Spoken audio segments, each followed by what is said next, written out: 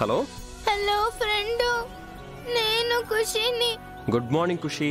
It's very bad morning friend. Bad morning? ఏమైంది ఖుషి? తులసి కనిపించట్లేదు.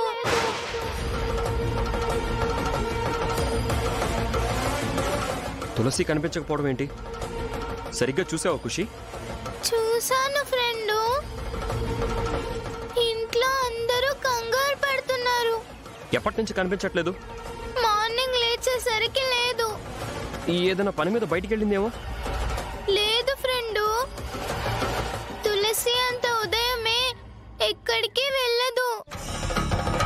వెళ్ళినా నాకు చెప్పే వెళ్తుంది. ఇంకా ఫోన్ కూడా తీసుకెళ్ళలేదు.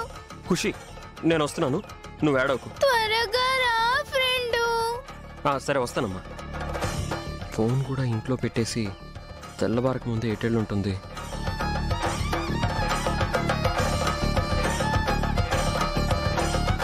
కొంప తీసి ఇంట్లో వాళ్ళు ఇరుగు పొరుగు వాళ్ళు మాటలు తట్టుకోలేక ఏదైనా అఘాయిత్యం చేసుకుందా? నో, అలా జరగకూడదు. ఏం చేస్తున్నావమ్మా? మెడలో ఉన్న మంగళసూత్రాన్ని తీస్తున్నావెందుకు? మంగళసూత్రం అంటే ఏంటండి?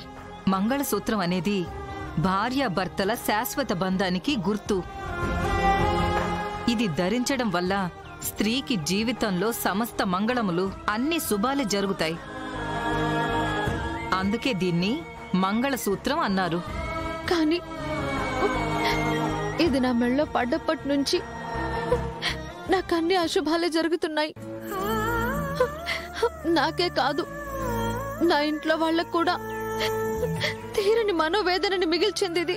లేదమ్మా, నువ్వు పొరపాటు పడుతున్నావు. నీకొచ్చిన కష్టమేంటో నాకు తెలీదు, కాని నువ్వనుకున్నట్టు ఈ తాళిబొట్టు కష్టాలకు, కన్నీళ్లకు కారణం కాదమ్మా. ఇది భార్యాభర్తల మధ్య ప్రేమ, నిబద్ధతలకు ప్రతీక. తాళి ఒక్కసారి మన మెళ్ళో పడింది అంటే అది కట్టినవాడు భూమి మీద ఉన్నంతకాలం అది మన మెళ్ళో ఉండాల్సిందే. తాళి కట్టిన భర్త మన గుండెల్లో ఉండాల్సిందే. కానీ ఇది మెడలో కట్టిందెవరో కూడా తెలియకపోతే?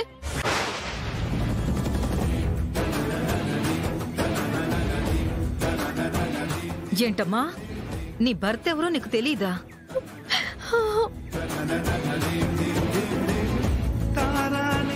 ఈ తాళి నా మెడలో ఉందని ఇప్పటిదాకా నాకు మాత్రమే తెలుసు. అది కట్టిందెవరన్నది మాత్రం నాకు కూడా తెలియదు. అయితే నువ్విప్పుడు చెయ్యాల్సింది ఆ తాళి నీ మెళ్ళో నుంచి తీసేయడం కాదు, అది నీ మెళ్ళో కట్టి నీకు తెలియకుండానే నీ భర్త అయిన వారెవరో కనుక్కోవడం.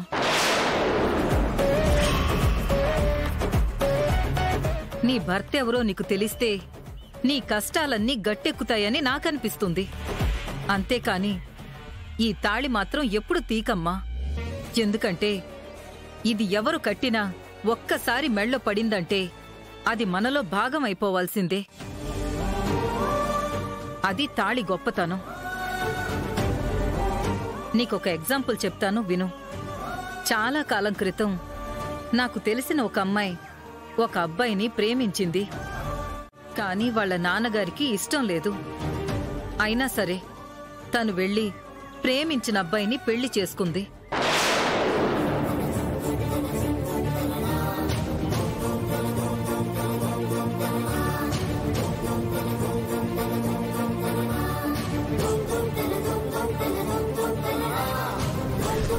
అమ్మాయి నాన్నగారు పిలిచి, నీకు నా 1000 కోట్ల ఆస్తి, హోదా కావాలా లేదా వాడు కావాలో తేల్చుకో అన్నారు.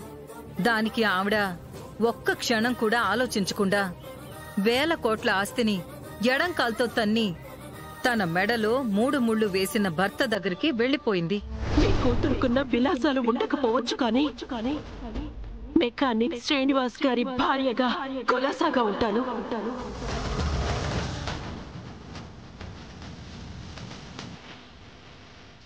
అది ఆమె మాంగళ్యానికి ఇచ్చిన విలువ, గౌరవం. ఎవరండి ఆ అమ్మాయి? స్వయాన నా ఆడపడుచు. ఇది నీకెందుకు చెప్పానంటే తాళి అనేది ఎంత పవిత్రమైందో, దానికి మనం ఎంత విలువ గౌరవం ఇవ్వాలో నువ్వు తెలుసుకుంటావని.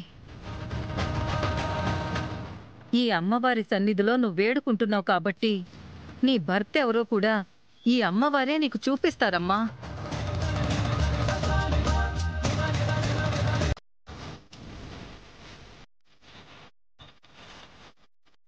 నువ్వు నీ భర్తని వెతుక్కోనక్కర్లేదు.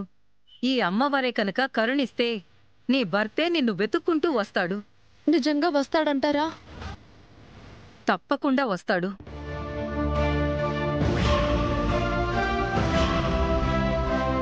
అమ్మయ్య, తులసి, నువ్వు సేఫ్గానే ఉన్నావు. నాకు చాలు.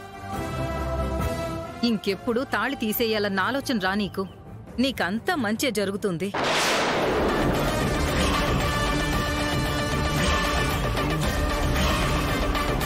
నేను వెళ్ళొస్తాను.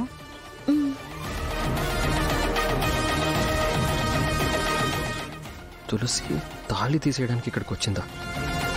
నేను కట్టిన తాళే తులసి కన్నీళ్లకి కారణం అవుతుందా? తులసి జీవితం బాగుండాలని నేను కట్టిన తాళే తనని కష్టాలు పాలు చేస్తుందని నేను ఊహించలేదు. తాళి తీసేయడానికి వచ్చిన తులసిని అలా తీయకుండా ఆపింది నువ్వే తల్లి. నీ ఆశీర్వాదం మాపై ఎప్పుడూ ఇలాగే ఉండాలి. ఆ తాళి తులసికి భారం కాకుండా నేను చూసుకుంటాను తల్లి, నేను చూసుకుంటాను.